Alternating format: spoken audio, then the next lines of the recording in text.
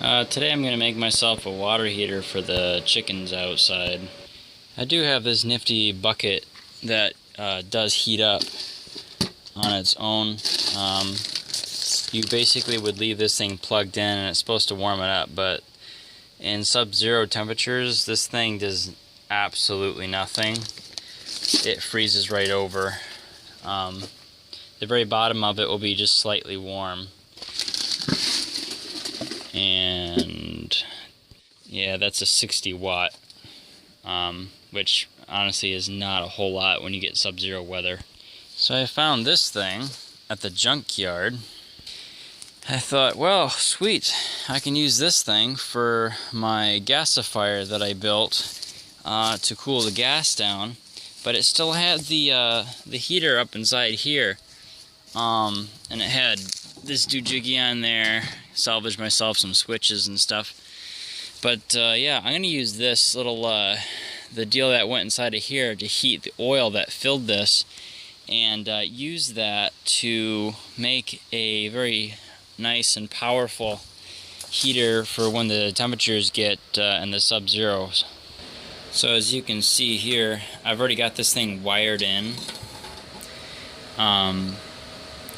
These two wires here are the stage 1, stage 2, and I just simply wired them together. I've already done a test run on this, and the wiring doesn't run hot. It gets slightly warm, but that is normal. And this would be my ground wire right there. So you get one that goes in the one side, and the other wire goes in the smaller side. I'll have both of these running. Then that will keep everything from freezing up. Then here I put a little knot in the wire here so that it's not going to get yanked out of the handle that I made.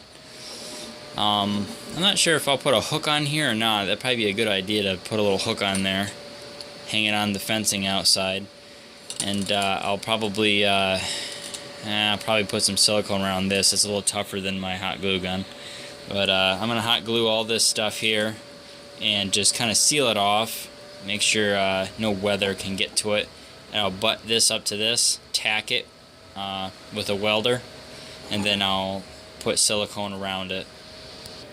Alrighty, so I completely gooped this up with some hot glue. That'll keep all the wetness off of it if anything gets in there, keep everything from shorting out. Now I'm gonna just tack that ugly mess onto the handle. Okay, so I got it all pinned together here with the welder.